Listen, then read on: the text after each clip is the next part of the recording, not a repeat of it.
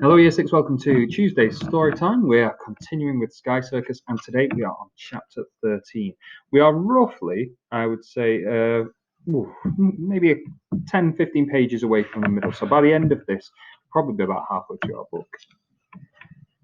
Chapter 13. Splat! A grey scoop of slop hit Robert's plate. Lardy porridge peppered with onions. He peered grimly at it. A rancid, unappetizing steam rose from its depths. It seemed there was to be no more candy floss or popcorn or peanuts. "Enjoy your lunch," said the fellow, ladling the stuff out from a large tureen. "Don't eat it all at once, you useless bunch." He spoke in rhyme. Robert realized it was Joey the Clown. But he wasn't wearing his makeup. He had the teardrop tattooed on his face, the one Robert had thought was only drawn on yesterday. "We call this Sloop," Silver whispered, as she and Dmitri led him away from the long queue of circus folk that meandered down the length of the mess hall. People in tired, muddy work uniforms with tired, muddy faces, mainly because it's a cross between slop and soup. "Want some extra? You look like you need it." Robert shook his head, but it was too late. She poured half her sloop onto his plate anyway. He tried not to spill it as she and Dmitri took him to a second table, where they each grabbed some cutlery and a tin cup from the box. "Keep your Spole and Boone safe," said the toady fellow with bright orange hair in charge of the water jug. He wasn't wearing his makeup either, but Robert recognized him as Augie the Clown, with his habit of putting the wrong letters on the front of the wrong words. "Anyone who sposes his loon, or can, gets fed to the Tyans and Liger and Bear," Augie informed him, filling his tin can with greasy water. "He means if you lose a spoon or can, you get fed to the Lions, Tiger and Bear," Silver whispered. "Don't be fraternizing with those clowns," Dmitri admonished as they joined the line for seats. "They're spies for Madame and Slimwood." "I won't," Robert said. He felt glad to have Silver and Dmitri looking out for him. He hoped Lily and Malkin had made some friends too, and glanced worriedly around the mess hall, searching for them. The roustabouts who chased them last night were sitting at one long table and the four-piece band at another. The rest of the benches were filled with jugglers, tumblers, plate spinners, and even the wizened old man, who looked to be enjoying his sleep far less than the crockery had eaten in last night's show. But there was no sign of Lily or Malkin, nor of the other hybrids. What the clank had Madame and Slimwood done with them? "Each family or group sits at the table corresponding to their room number," Silver explained when she saw him staring worriedly about. "Me and Dmitri and my folks, we're in room 6, so we sit at table 6. There's a space there if you want to come with us." Dmitri and Silver led him between the rows of grey people to the table nearest the door, which was indeed marked with a 6. "Pappy, Mammy, this is Robert," Silver said. Robert recognized the two older acrobats from the Bouncing Buttons act. A few feet behind them, the lunk loomed, his swiveled eyes lurching from side to side as he took in everything and everyone in the room. Nothing escaped his beady gaze. Robert cowered away from him. "Good afternoon, Mr. and Mrs. Buttons," he whispered, perching on the end of a bench opposite Silver and Dmitri. "Please call me Gilda," Mrs. Buttons said. She was so petite that, except for the lines on her face, she might have been mistaken for a young girl.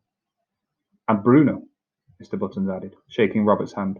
His grip was sure and strong, his arm as slender and solid as a tree branch, his shoulders broad and his head flat on top, as if he might have balanced on it too many times, which possibly he had. "How are your horses, Dmitri?" Mr. Button asked. "Fine, thanks, Bruno," Dmitri replied. "If there's time after the tent's up this afternoon, and Slimwood allows it, I'll give them a quick trot round the ring." Robert tried a mouthful of the sloop. It tasted disgusting, like dirty gravel in lukewarm water. He ate what little he could manage, enough to quell the groans of his stomach, and then pushed the rest aside and looked around the room again, searching for his missing friends. But he still couldn't see them anywhere. "Please," he asked the others. "My friends were taken to room 13, but I can't see them." "Where's table 13? "There's no table 13, Gilda Button said. "So your friends are in there, with them, the freaks." "You mean the hybrids?" Robert said. "Everyone eats in this canteen except those half and halves," Bruno Buttons explained, ignoring Robert's correction.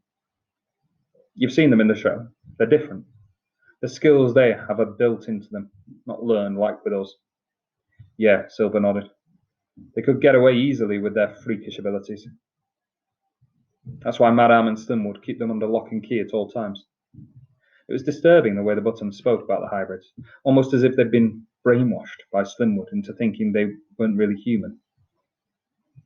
Robert wondered if he should defend them, but then he thought it best not to rock the boat. He needed their help, after all. Nevertheless, he wondered if there was anything he could say to get them to change their minds. Usually they avoid snatching people during the show, Gilda was saying, because it draws attention to them and can be traced back easily. But in the case of your friend, they seem to have broken their own rules. She glanced at Madame and Slimwood, sitting at the head table at the end of the room. They were eating green beans and roast beef and looked like they were enjoying themselves far more than anyone else seemed to. She must be some sort of special freak for them to do that. Something so risky. Robert felt queasy. Gilda was right. Lily was special, but so were the other hybrids. And being different wasn't bad. I have to get her out of here, he told them. Malkin too. I'll need your help to do it. Silver laughed. Not a chance. There's no escaping Slimwoods, believe me. We tried. Twice. Once on horseback, Dimitri added, but the lunk beat my horses at full pelt. He watches everything. Reports back to Slimwood and Madame. They'll know if you tried to do a bunk. And now we need to be careful, Bruno Buttons advised. A third failed attempt could see us end up nailed to their wall. Surely they can't be watching constantly, Robert asked. What about at night? At night, Slimwood and Madame lock us in our bunks, Silver said. Then the lunk patrols the corridors to make sure nothing's going on. The only good thing, Dimitri said, is he creaks so loud you hear him coming. Why does he creak so? Robert asked. Silver shrugged. Too much metal. He's so big he can't oil his whole body in one go, like human strongmen. So his parts go rusty, and every move he makes sounds like fingers being scraped down a blackboard. Don't speak so loud, Gilda Buttons admonished. He'll hear us. Even when we're permitted outside, the gondola for work or a show, he's always watching. And we never let out of the compound itself. Try to skip away if you like, Flatty, but you don't stand a chance. Robert wasn't so sure about the Buttons and Dimitri's pessimism. After all, he was the grandson of the world-famous escapologist Jack Daw, a man who, though thoroughly unpleasant, had broken out of Pentonville Prison, England's toughest jail. Robert had seen a few of Jack's tricks up close and learned from them, and he reckoned if anyone could pull off a great escape from the Sky Circus, then he, Robert Townsend, would be the one to do it. And he had to, for Lily.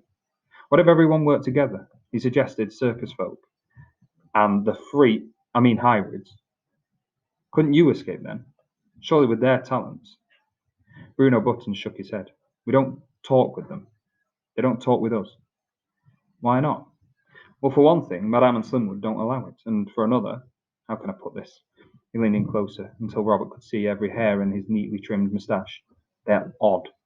More like mechanicals than humans. Now, I think you'll find it's every man for himself in here, Flatty, and that's the way it has to be. Robert was certain he was wrong. Maybe if he spoke to the hybrids or to Lily, he could find a way to get everyone working together. Then, perhaps, somehow, they'd stand a chance.